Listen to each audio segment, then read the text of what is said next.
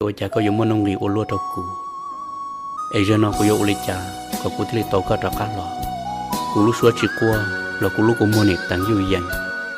cũ nó mót tiền gạo bò cũng đốt xía, thế cũ giờ cũ xí có một ta cũ ý xí này. Đây lâu hay tia, tu quá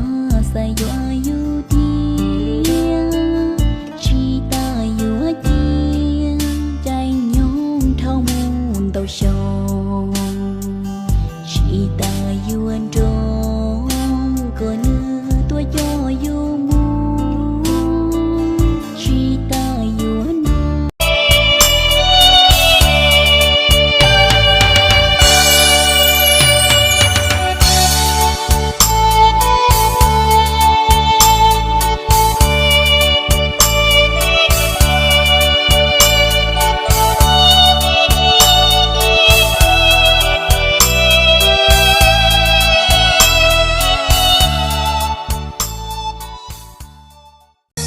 Có tia của non gì lú, có tia của gió pu pu, có tia của non xa lú, có tia xa nhỏ dễ cũ, e cũ bỏ cả ua có tu, tu lú có tu nàng e.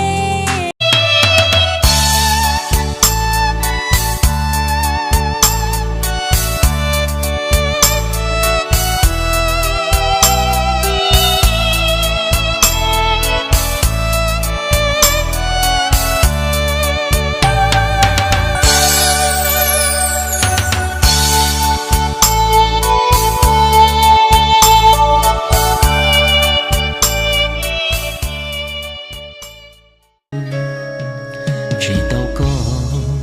nếu tu ta cũng sẽ ý chí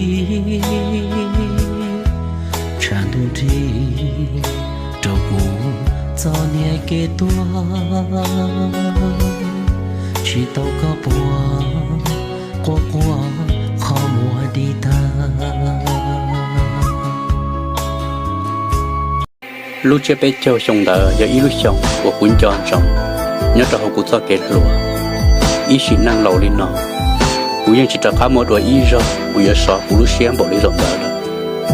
thầu lúc sông xe tua mồn đờ cú chín cho hạt thì giờ lúc lì tư rồi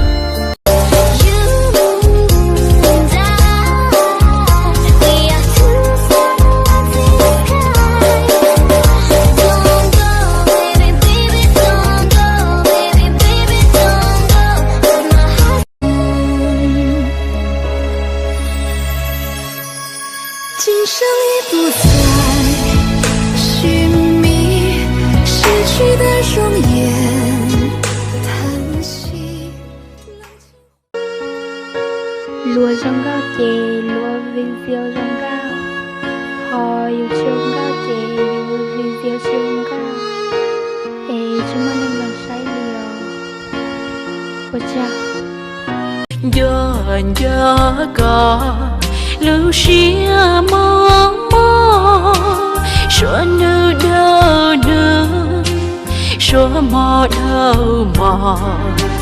sa mù chưa có sa mù đã có nhau